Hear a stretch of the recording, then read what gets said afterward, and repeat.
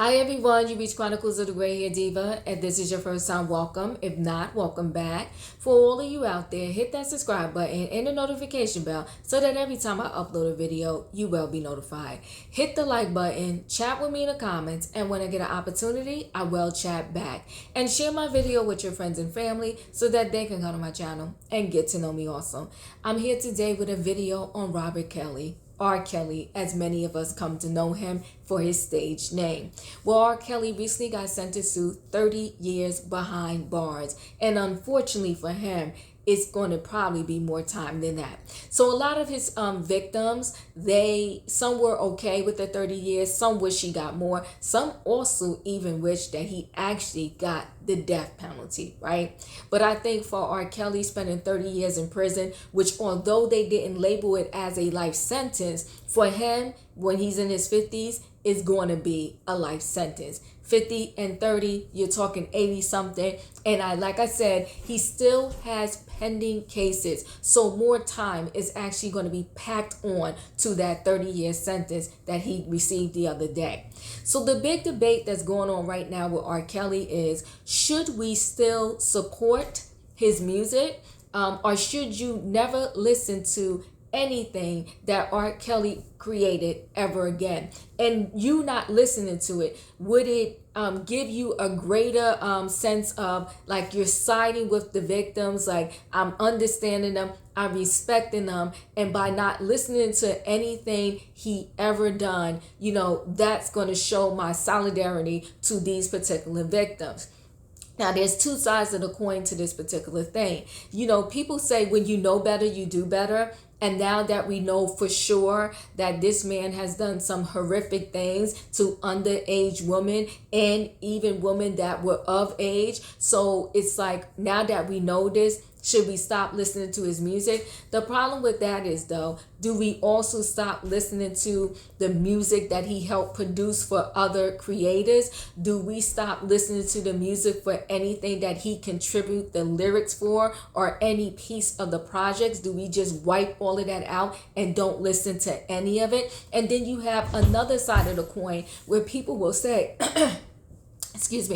people will say that, you know what, I can separate the man from his crimes, okay? I can separate the talent from his crimes. So although I agree that this man has done some horrific things, he still, on the flip side, created some great music and actually some very classic music. I think one of them was Step in the Name of Love. He has a lot of classic songs. I Believe I Can Fly. That, before he got into all of this trouble, I Believe I Can Fly was one of the songs that were played at so many graduations because the song is so heartfelt, inspirational. It's a shame that he made such great stuff that now has to kind of be thought about twice before utilizing it in a certain setting because what he is now convicted of. So my question to everyone today is pretty much that. How do you feel about continuing to listen to the music that R. Kelly created? Do you think that we should kind of, as best as we could, scrub the earth clean of anything that he has ever done? Or do you think it is okay that if that song is played at a graduation, do you think it's okay if they continue, even though they stop, if they continue or they put back his music on Spotify and, different streaming services, or just put it back on, radio stations? Do you think that would be okay? Or do you think it's dead wrong because of everything that he is accused of? Now, when we go on to answer this question, because you got to chat with me in the comments, and when I get an opportunity, I will chat back. But when we go to answer this question, let's think about some other things. Let's think about, I want to say his name is Woody Allen, right? Woody Allen, actually, I want to say he married his, do I want to say his adopted daughter, right? I was going to say stepdaughter, but it was his adopted daughter, right? He ended up marrying his adopted daughter. I'm still walking free. I believe all of his work that he has done is still, you can still see it. It's still being played. It's still on different streaming services. So it's like certain people can get away with certain things. And don't get me wrong, I am by no means, and when I tell you no means, saying that R. Kelly is not where he belongs according to what he is convicted of and what he has done. That's not what I'm saying. What I'm saying is, though, that I can name a list of people who have done some horrific things, and still their music is out there. Their creative work is out there.